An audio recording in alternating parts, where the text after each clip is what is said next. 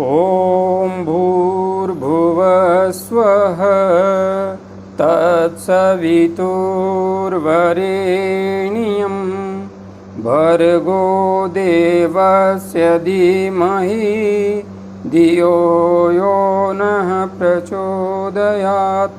उस प्राण स्वरूप, दुखनाशक, सुख स्वरूप, श्रेष्ठ, तेजस्वी, पापनाशक देव स्वरूप परमात्मा को हम अपनी अंतरात्मा में धारण करें। वह परमात्मा हमारी बुद्धि को सतमार्ग की ओर प्रेरित करे। साधक भाइयों बहनों, जय श्री राम, जय गुरुदेव, जय माँ आदिशक्ति। ज्ञान के इस महायज्ञ में हम ईशावास्योपनिषद का बहुत ही अमृतदायी, आनंददायी ज्ञान ग्रहण कर रहे हैं। आप ही नहीं, आपके साथ मैं भी ग्रहण कर रहा हूँ, क्योंकि जो मैं बोल रहा हूँ वह तो मैं बोल ही नहीं रहा हूँ, क्योंकि मैं बोल कहाँ रहा हूँ, बोलने वाला तो कोई और है।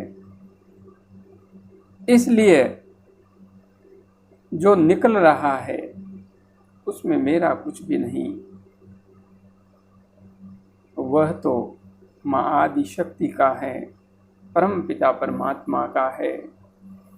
इसलिए आपके साथ मुझे भी बहुत कुछ मिलेगा। चलिए ईशावास्योपनिषद के तीसरे मंत्र पर आते हैं। असुर्या नाम ते लोका अंधेन तमसा व्रताः तांस्ते प्रत्यापि गच्छन्ति एके चात्महनो जना। यहां पर वेद भगवान कहते हैं, वे इस अनुशासन का उल्लंघन करने वाले लोग असुर्य, केवल असुर्य का अर्थ है कि केवल शरीर एवं इंद्रियों की शक्ति पर निर्भर रहने वाले और सद विवेक की उपेक्षा करने वाले, सद्विवेक की उपेक्षा करने वाले नाम से जाने जाते हैं। वेद भगवान कह रहे हैं कि असुर्य नाम ते लोका, असुर्य नाम ते लोका, ऐसे लोग असुर नाम से इस संसार में जाने जाते हैं। कौन से लोग? जो ईश्वर के अनुशासन का उल्लंघन करते हैं। कौन सा अनुशासन? जो पहले और दूसरे मंत्र में कहा गया है कि यह जो संपूर्ण संसार है यह ईश्वर से व्याप्त है, परमात्मा से व्याप्त है। इसलिए जो कुछ उसने दिया है तुम्हारी क्षमताओं के अनुसार, तुम्हारे परिश्रम के अनुसार, उस पर ही संतोष करते हुए त्यागपूर्ण भाव से उसका उपभोग करते हुए जो अपने जीवन को चलाता है और अधिक की इच्छा नहीं करता और कर्तव्य कर्मों को करता हुआ, कर्तव्य कर्मों को करता हुआ, कर्तव्य भाव से भरा हुआ, 100 वर्ष तक जीने की जो इच्छा करता है, वह व्यक्ति संसार में लिप्त नहीं होता, आसक्त नहीं होता और वही उस श्रेष्ठ मार्ग को प्राप्त करने में समर्थ होता है, उस परमात्मा को प्राप्त करने में समर्थ होता है, उस महाजगत जननी आदि शक्ति के अस्तित्व से मुक्त होकर सत्य स्वरूप परमात्मा में लीन होने में समर्थ होता है। किंतु इसके अलावा ऐसे व्यक्ति जो परमात्मा के इस अनुशासन को नहीं मानकर सिर्फ इस शरीर की भौतिक आवश्यकताओं को ही सब कुछ समझ लेते हैं और इस संसार को कर्तव्य भाव से नहीं देखते, जो दूसरों को गला काटना ही अपना धर्म समझ लेते हैं।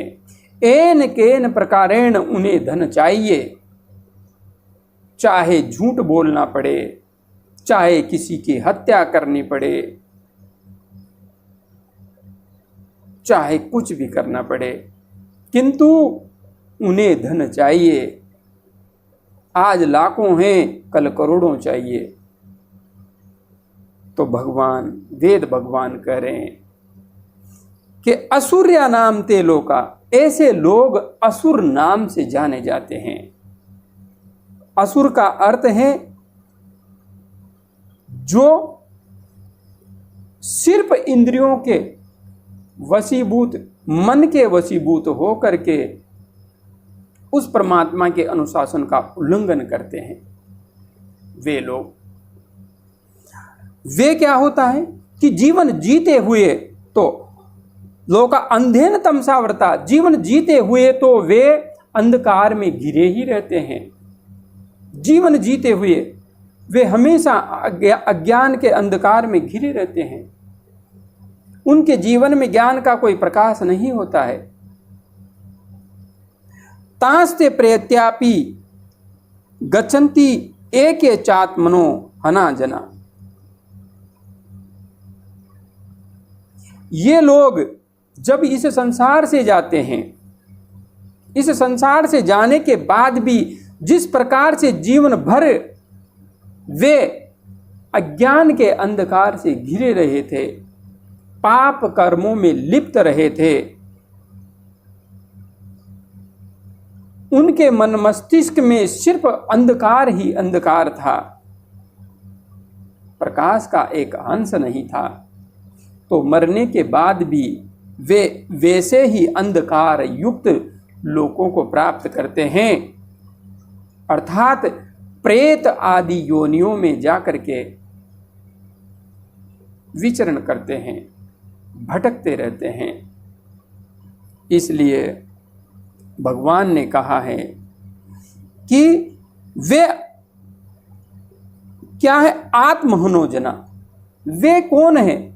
अपनी आत्मा का हनन करने वाले लोग हैं। वे आत्म चेतना के निर्देशों का पालन नहीं करते। जब भी हम कोई गलत कार्य करते हैं तो हमारी आत्मा रोकती है, क्योंकि यह मन भौतिक जगत के जो संसाधन है उन्हीं को सुख का आधार मान लेता है। मन और ये इंद्रियां, ये इस संसार की ओर जोड़ने का कार्य करती है, भटकाने का कार्य करती है, लेकिन हमारी जो आत्म चेतना है, जो परमात्मा का अंश है, उसकी भी एक आवाज होती है। यदि सच्चे हृदय का व्यक्ति होता है तो उसकी आत्मा अत्यंत प्रबल होती है, शक्तिशाली होती है। और आत्मा प्रबल तभी होती है जब व्यक्ति आत्मा की आवाज को सुन करके कार्य करता है। तो ऐसे व्यक्ति जो आत्मा की आवाज नहीं सुनते, अर्थात इस संसार को कर्तव्य भाव से नहीं देखते, जो मिल रहा है उसमें संतुष्ट नहीं रहते और दूसरों का गला काट काट के, दूसरों का जो जिसमें हक है उसको भी अपने घर में भरना चाहते हैं, वे जो संग्रहण करने वाले हैं, ऐसे असुर व्यक्ति आत्महंता हैं, अपनी आत्मा के हत्यारे हैं, अपनी आत्मा को पतन के गर्त में डालने वाले हैं। उन्होंने अपनी आत्मा का उत्थान नहीं किया।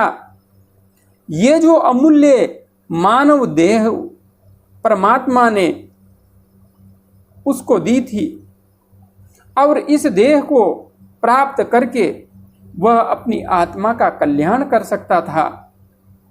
ईश्वर के अनुशासन को ग्रहण करके अपने जीवन को निश्चित ही वह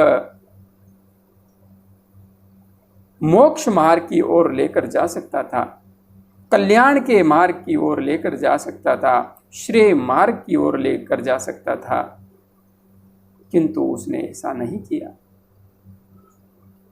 तो ऐसे व्यक्ति अपने स्वयं के ही शत्रु हैं। गीता में भगवान श्री कृष्ण ने भी कहा है कि यह जीवात्मा स्वयं ही अपना मित्र है और स्वयं ही अपना शत्रु है।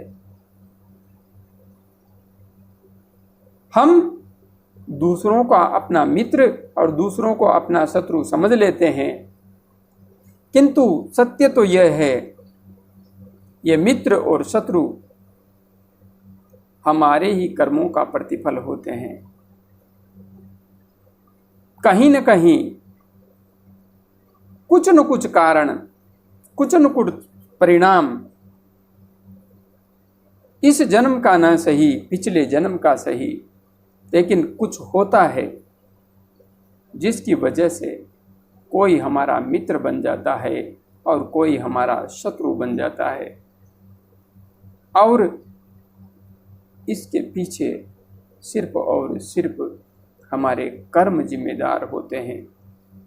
तो इस तरीके से जो व्यक्ति अपनी आत्मा के संदेश को नहीं सुनता और उस परमात्मा के अनुशासन का पालन नहीं करता, वह आत्महंता है, अपने आप का अहित करने वाला है।